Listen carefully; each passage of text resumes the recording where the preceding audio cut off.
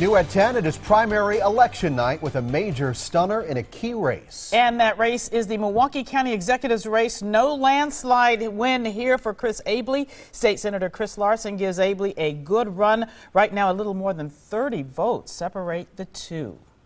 We have team coverage tonight of this very close race. Jermont Terry with Chris Abele in Greenfield. Katie Crowther on the north side with Chris Larson's family. But we start with Charles Benson, who is spearheading our coverage from Mayor Barrett's watch party on Milwaukee's South Side. And Charles, we did not expect this race to be as close as it's turning out to be. Well, a close night for the mayor's race as well as the county executive race. The mayor says he's happy with the results. He now moves on to the second round and will take on Bob Donovan. We'll talk a little bit about that in a moment. But first, the political story everyone is talking about is the county executive race. Very, very close election. I want to send it over to my colleague, Jermont Terry, who's with Chris Abele. Jermont.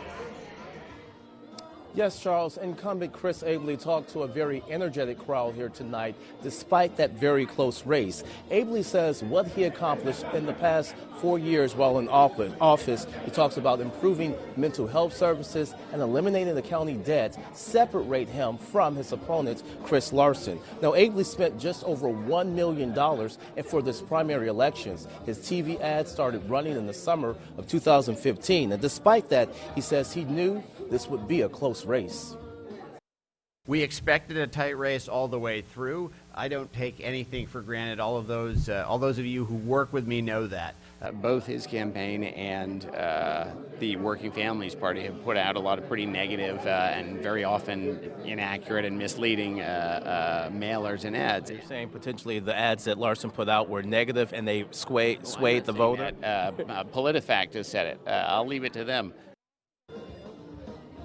Now, Abele says his campaign for the general election starts in the morning. He says he will continue to tout his accomplishment and remain positive in this campaign. Reporting live from Abele's campaign headquarters, Jermont Terry, today's TMJ4. All right, Jermont, yes, predicting a close race, but I don't think anyone thought the numbers would be this close. I want to send it now to Katie Crowther, who's been with Chris Larson's campaign. What are they saying over there, Katie?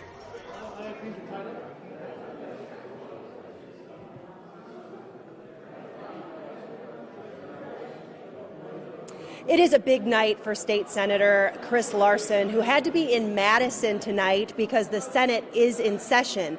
Larson now takes on Chris Abele in April's general election. Larson and his team are very determined to win the Milwaukee County executive seat. Larson's wife spoke here on his behalf tonight. She says this is just the beginning. I mean, we just feel like there's so much momentum for this campaign. Really, it's all about neighbors talking to neighbors. And I think that we just really feel really humbled by the outpouring of support that we've had. We're ready. Tomorrow we'll hit the ground running. We'll continue to keep running. And we just really want to focus on running a positive campaign and a strong campaign. And Larson says what happened here tonight shows that Milwaukee County voters do want change. And they say Larson is going to be the one for working families. Reporting live, Katie Crowther, today's TMJ4. All right, Katie, thank you very much. Jermont alluded to this earlier. The stunner here in the county executive race is just how much Chris Abele spent of his own money on the campaign. He had put $2.75 million into his campaign to run this election, spent close to $1.6 million, was up on TV a lot. We'll have to see how things change now in the final 6 weeks up to the general election. For now, we're going to tell you a little bit more about the mayor's race in a moment, but I'm going to send it back to you right now, Stephen Carroll. Okay, thank you very much, Charles. And we also have our Julia Fellow, who has been out and about tonight, and we're going to go to her live. Julia.